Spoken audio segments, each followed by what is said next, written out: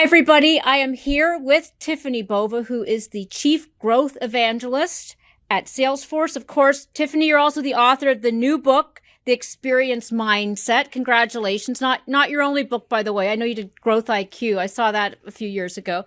So congratulations. And I want to start by telling the audience what your title is. What does it mean to be the Chief Growth Evangelist at Salesforce? Let's start with that.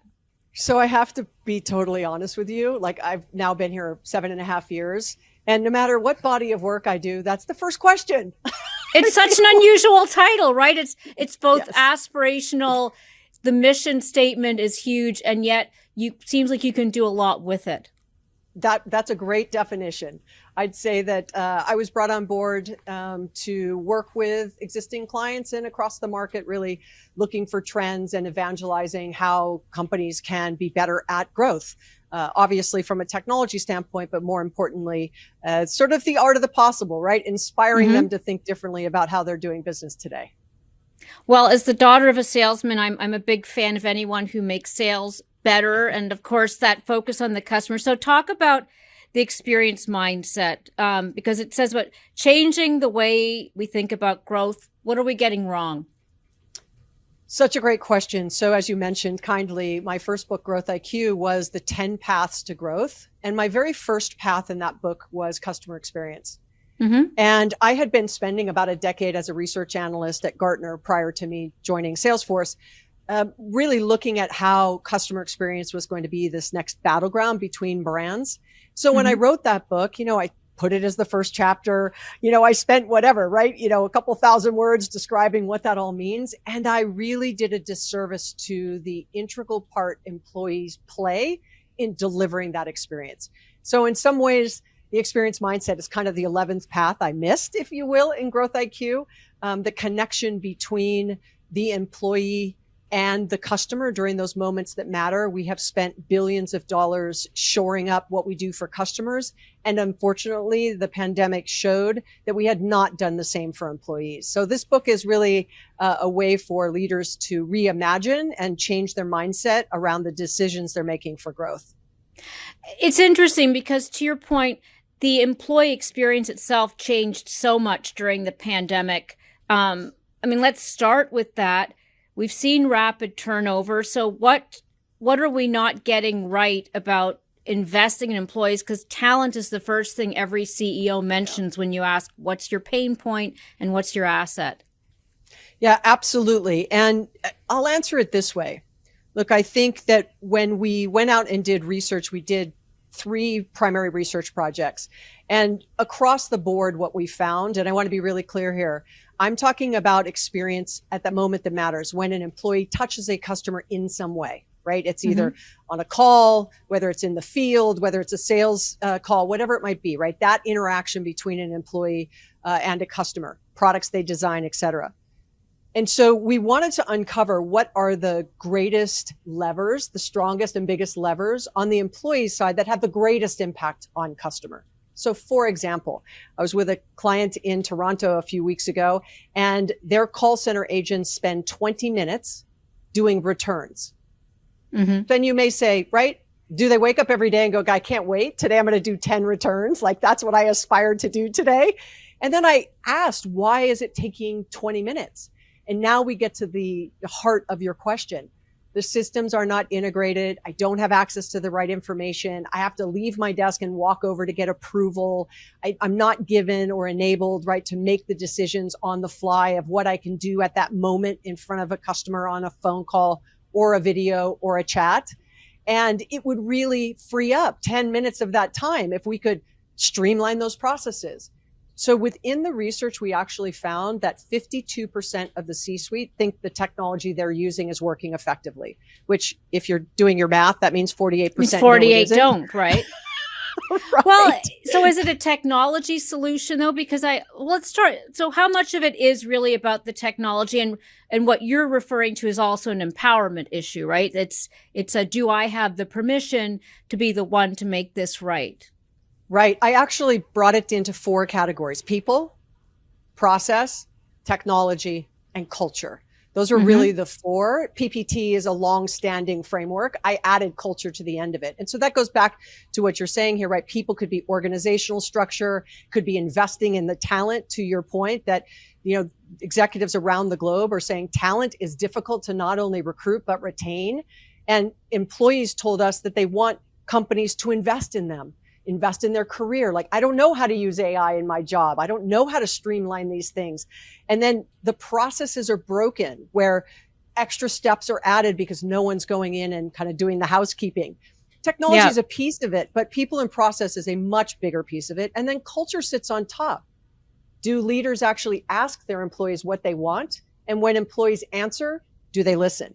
And then do they action what it is that the employees are looking for? And unfortunately, our research showed that while companies are surveying their employees, the majority of them do nothing with that information. Well, I would imagine that a remote or hybrid work environment would exacerbate this challenge as opposed to alleviate it. I think that's part of it, but a lot of these things were long-standing pre-pandemic. I mean, it was sort of, and you made the comment, you said kind of, it's hard with employees and finding talent as an asset. And you used that word specifically. And that is a mindset shift, right? To instead of it looking at a sort of a line item asset, which I know you don't mean it that way, but that's what I hear a lot. And instead looking at it, you have to invest in them so that when they're in front of a client, they have what they need to be successful. So do you look at your call center as a cost center? Or do you look at it as a customer success revenue generation engine, right? If you're just making asset decisions, you're going to cut costs for growth. You're not going to make investments for growth. And I think that's where the title of the book really tried to lean into. This isn't a one thing. It isn't one person. It isn't a role. It is a total mindset shift within the company. Well, let me get into a nature-nurture debate, which is some people naturally have these skill sets, others don't. Like, culture is a squishy concept in some respects, as is that the technical mindset, term? Right? Mindset is something that you can perhaps teach, but there's also something that you get by osmosis. When you're in a company and you see the culture and you feel it every day. So tactically, let's say I'm a leader, I've got a team, I'm reading this book. What are some of the tactical steps that you can actually do on a personal level to make some of these realities happen? Yeah. So I'd sort of boil it down to a few. I'd say one is when you are making decisions for your customers, and to your point, right? I love the squishy term, right? Because everyone goes, is that the technical term, squishy? Like that's the best way to describe it. It's like empathy. It's squishy also, like, right? Can you teach it? Right.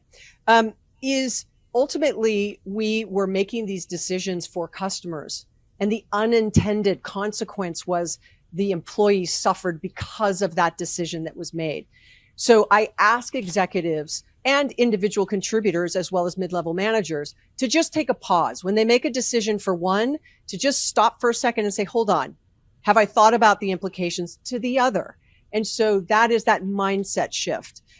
Another is literally to be able to create an environment where your employees have a voice on the decisions that are being made. And so kind of the beginner's mindset, if you will, carve out 20 minutes or 30 minutes a day as a leader or mid-level manager. Get out of your chair, get away from your computer screen, and walk amongst your people and ask them how they're doing. Watch them in their job. Now, if you're remote, then join them on a Zoom call, right? Or listen in to a customer service call. There's always ways to be present and get in front of your employees, because that requires, going back to it, right? That's not squishy. It's if you could get up and talk to one employee every single day for 15 minutes, you'd have a much different perspective. And so I think that is how you create a reality of changing the mindset.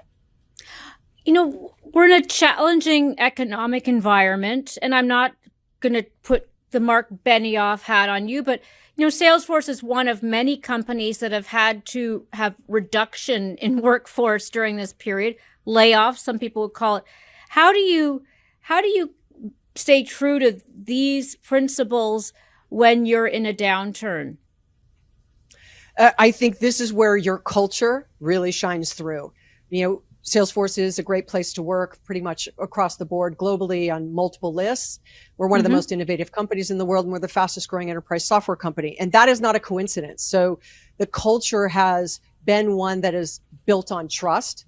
Our leadership team is highly transparent and inclusive in decisions that are made. And that communication cycle was extremely frequent, obviously during the pandemic. And then on the other side of that as well, keeping the conversation open so that ultimately when decisions are made, employees know why.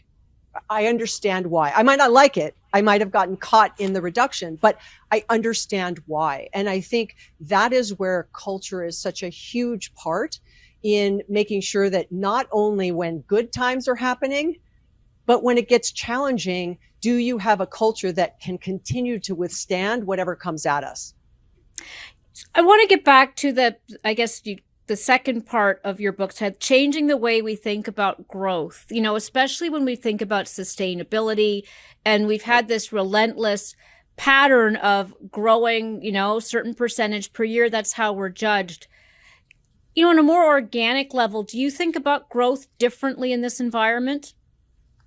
Well, I think the growth at all costs has been challenged, right? It's like, will it hide our mistakes, right? Will it hide our bad decisions? Will it hide, the fact that our employees aren't satisfied? Will it hide the fact that our customers maybe aren't happy? There are lots of things that can be hidden when revenue is happening. And look, if both customer and employee aren't happy, growth is probably not happening at the levels that it should be.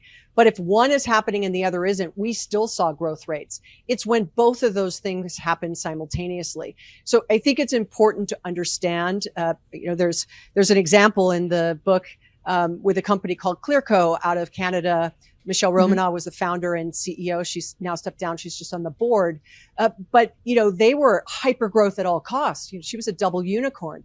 And she went, look, I have to lead this company into not hyper growth, but now resiliency, right? Sustainability, sustaining the growth, all of those things. I am not the right leader for that. And stepped aside and put the right leader in place. And so sometimes, people have to make the hard decisions that I was really good in maybe times of challenge, or I was really good in the good times, but I may not be the leader to then, continue the business going forward. So I think there's all kinds of things to unpack under that, but, not all growth is good growth.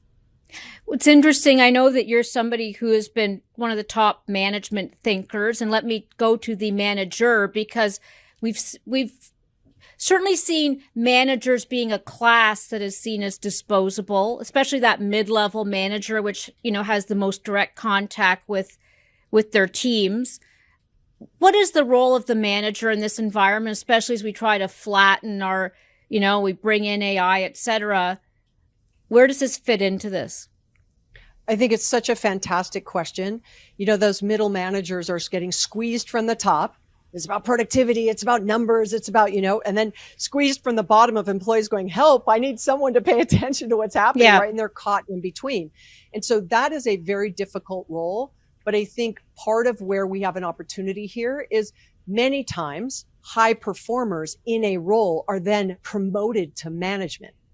And it doesn't necessarily mean they know how to manage. And so, I think it's important for organizations in this big reskilling conversation that everyone's having because of AI and other technological advancements. But we also have reskilling on thinking about investing in people who are our managers and our leaders of the future. How to run a good call, how to have a conflict, resolution conversation, how to have a tough conversation, how to be very, much more self-aware of how to lead and where to lead and when to push and when not to push. I mean, all those things. We know the old adage, right? People don't leave companies, they leave bad managers. Yeah. I don't know necessarily if someone wakes up and goes, I just want to be a bad manager today. Like, I don't think that's the goal. So, if you're listening and you have the ability to create training and opportunities for managers to become better managers and spend time on the things that are important, not just the administrative, right? How to do things, revenue, but more of the investment in talent, coaching, mentoring. It goes a long way to shore up everyone's ability to do their job and feel safe in giving feedback back to management and then all the way up to leadership. Let me ask one other question. In some ways, you're talking about some fundamental truths that, even Peter Drucker, would have put forward as, good management 101. And it makes me wonder, have we lost sight of that? And let's bring in your technology company, the role of technology and how that's both a distraction and an enabler of what you're talking about. But it does seem like these are good management practices you're advocating. Is there any new wrinkle that's circa 2023? Yeah, I think that ultimately managers have to learn how to use technology as their partner. Yeah. Not as a replacement, right? But as a partner. Looking to the data and insights, you could say data is the new oil, but you can't pull up to an oil rig and fill up your car. It has to go through a refinery, which in many ways is analytics, right? Being able to take large language models, push it through the analytics. And then on the other side of that comes insights. And those insights are the petrol or the gasoline that powers your business. Those insights are not 1,000% correct all the time, right? They're directionally giving you, hadn't thought of that. Or look, the work we're doing is working. And so being afraid of it or resisting it or pushing it back, those companies that succeed in the future and win in the future are going to be those that leverage technology and their people better than their competitors. And so to your point, right, I think managers understanding, going back to that reskilling comment, are your employers, if you're a manager, helping you learn how to use AI in your day-to-day, how to use something like CRM from Salesforce and others to operationalize and improve the business performance? Or are you just roll your eyes and go, another technology tool. It's another shiny thing in the bag that our leaders want us to use. And none of it has helped me yet. Why would I use this? And so that goes back to that beginner's mind. Yeah. And I'd be remiss not to end with the Chief Growth Evangelist of Salesforce and not ask what's on your radar right now that you would put onto ours in terms of what's intriguing to you.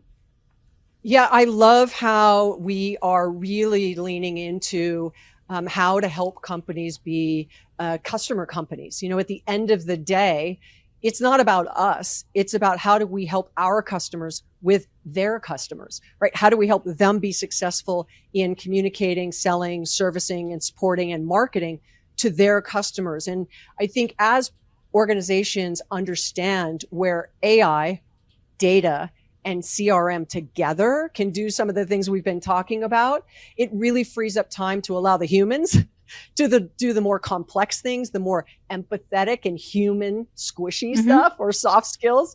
And so that's where I think it's just super exciting. And the amount of work we're doing around GPT is just phenomenal. Seeing it just make its way into all of our technology and all of our clouds is just fantastic.